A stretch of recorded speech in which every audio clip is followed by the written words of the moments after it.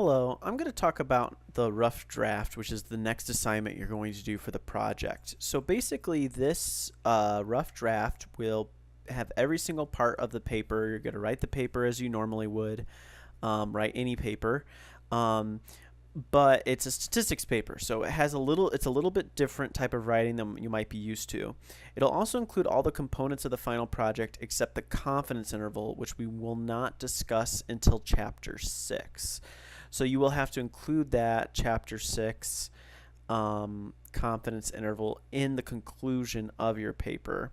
And I'll talk more about that where that goes. So for the statistics semester project, so far we did all of what I have highlighted here. And we're going to skip, like I said, the mean confidence interval. We're going to go right to the rough draft, and it's going to be worth 30 points. Now, if you do well on the rough draft and you work at it, make sure it looks good, then I'll hopefully just make comments to your paper that you'll have to change, and then you just make those changes, turn it in as the final paper, and then you're done. Now, if you don't do well on the rough draft and you don't put an effort towards it, then that can be a problem. So, and then I don't give you proper feedback and you don't get as good a grade you probably would want on your final paper. So what is the rough draft and what does it look like? Well, I think the best way to look at this rough draft is basically if we go to the components. I think I list the components of what the paper is. So basically it has an abstract, it has an introduction, it has your explanation of the data and presentation of the data.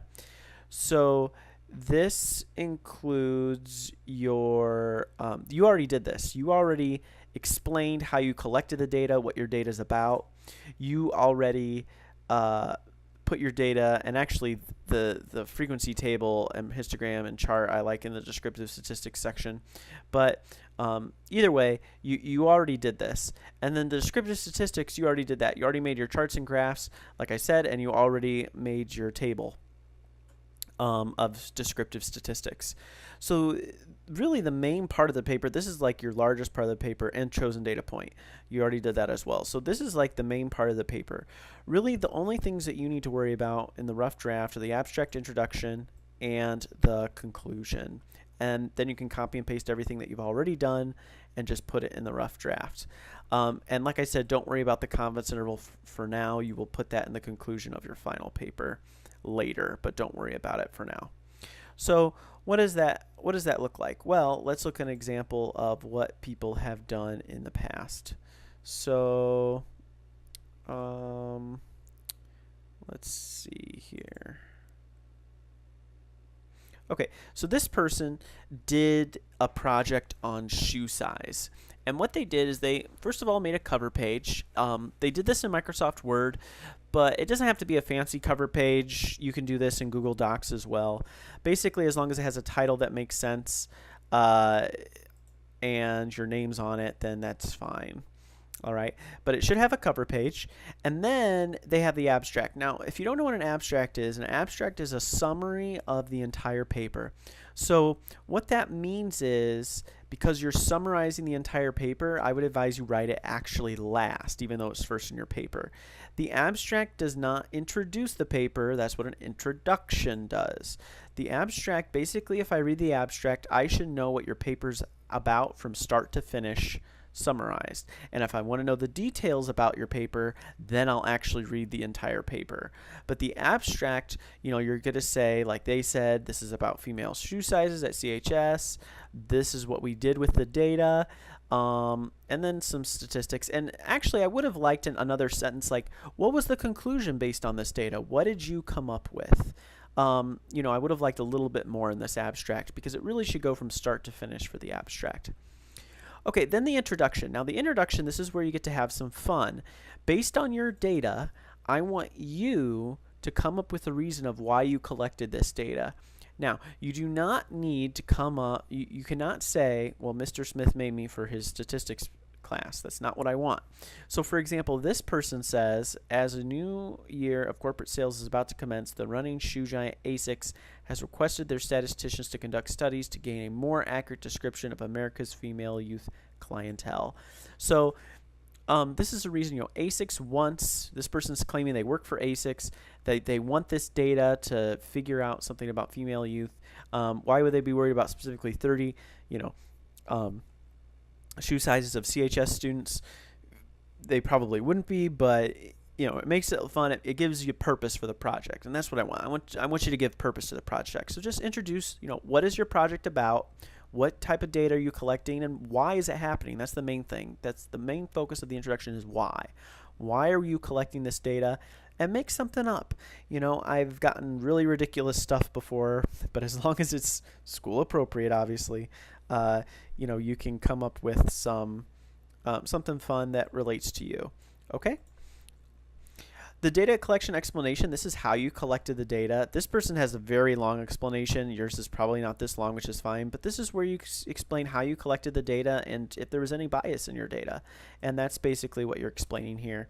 Don't forget to say, again, restate what your data is about. You may also want to give definitions here, like if you have data about a sport of some kind, like RBIs or something, runs batted in, and you want to explain that, or you want to give some definitions about some background, that would be a good idea to do here as well.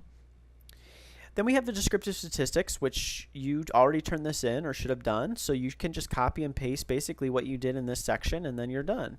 And I like these horizontal tables here because it makes it so there's less white space, and you're maximizing the real estate of your page. And have a few sentences after each graph. Also have a few sentences after the descriptive statistics if there's anything interesting, and after the data point just to describe what you did. What does this mean to someone who doesn't know about the project really? All right, and that's the descriptive statistics. And then the conclusion, you'll start out with your confidence interval. If you want, you can write this sentence with 95% confidence. The population mean, and then whatever you're talking about, is between, and we'll talk about how to actually calculate this later. But you'll have the conclusions, you'll have a confidence interval somewhere in your conclusion. And then the conclusion should just be about basically, is there anything that, or summarize, what happened. Always tie your conclusion back into the introduction. So based on what ASICS said, they want to collect this data. The conclusion is, and let's see if they actually had a conclusion.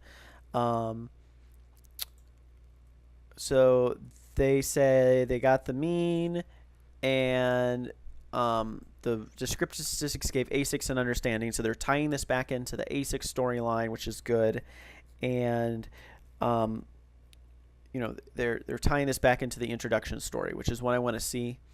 And I also want something. If you had more time, what could you do to take the study further? So what they say is,